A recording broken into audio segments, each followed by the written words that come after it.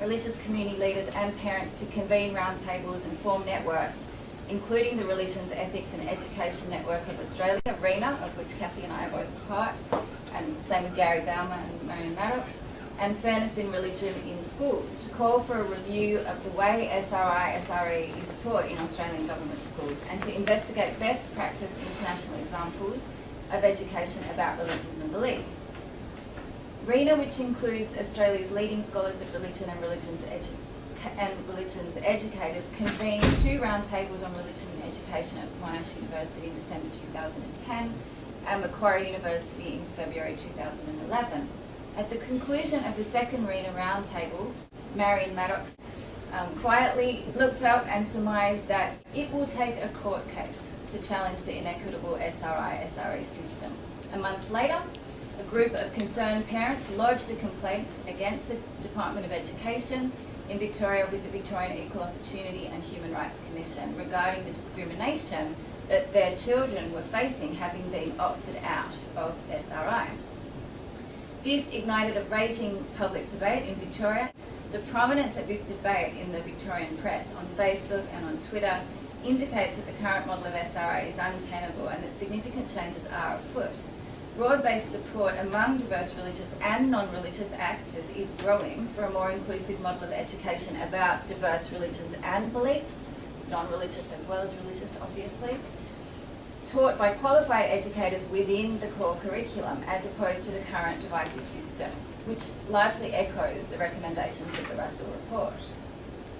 So as described, the extensive public debate, particularly surrounding the VCAT case, which was finally heard in March 2012, has lent significant urgency to this issue. So while VCAT actually dismissed the case in October 2012 and has recently denied an appeal, it certainly acted as a catalyst for some of our research and other people's research on this subject to finally begin to be taken seriously. These developments have led to the Department of Education making 2 significant changes to the SRI policy in August 2011 before the VCAT case was even heard. So firstly, whereas previously students who chose to attend SRI were not to be engaged in any other meaningful activity, the DECD has now declared that schools must ensure that students who do not attend SRI are appropriately supervised by teachers and engaged in positive independent learning such as self-study, including revision or other activities. For example, community service, peer mentoring, participation in clubs or instruction in areas outside the core curriculum. And indeed this has opened up a new opportunity for the humanists to offer secular ethics within the curriculum, and that is now a strategy afoot. And secondly, the department has also changed the form where parents choose whether or not they wish for their children to take SRI classes. Previously, if a response wasn't received within 14 days, the student would automatically be placed into an Access Christian SRI class. So it was an opt-out system. So this is now no longer the case. If the form isn't received by the school, it will be assumed that the student has chosen not to do SRI rather than chosen to do SRI, and will be provided with an alternative activity. This is obviously a much fairer system, whereby only students who elect to take SRI will be placed in whichever class their parents specify. At the national level, finally, the Australian Curriculum Assessment and Reporting Authority, ACARA, is the agency that's responsible for the development of our new national curriculum. Education has typically been the responsibility of states in Australia, but we now have a national curriculum that begun to get rolled out this year. RENA has met with ACARA on several occasions, beginning in 2010, to discuss the place of education about religions and beliefs in the national curriculum. And education about diverse religions and beliefs can be taught within the national curriculum in learning areas of history, civics and citizenship, and in general capabilities and cross-curriculum priorities such as intercultural understanding and ethical behaviour. And this again is similar to what the Russell Report actually recommended, a cross-curriculum approach to GRE.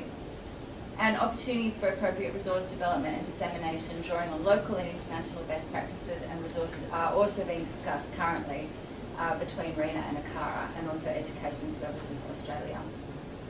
So RENA's committed to working together with ACARA to ensure that education about diverse religions and beliefs is adequately developed and implemented across the national curriculum, to increase awareness of diverse religious and non-religious worldviews, and to provide a critical education about the role of religion in society.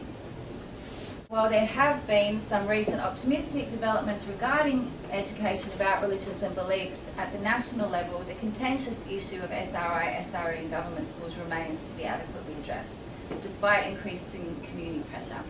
The Department of Education stated in 2011 that as the system was reviewed in 2005, they had no intention of reviewing it again.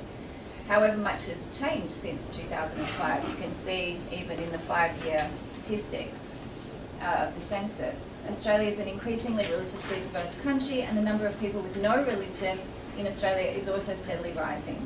Moreover, as described above, the Russell Report and many recent studies have recommended a more inclusive model of education about religions and beliefs in Australia's government schools to meet the needs of this increasingly multi-faith and secular society. So it's certainly time for Victoria's state actors, and particularly the Department of Education, to finally take these research recommendations more seriously.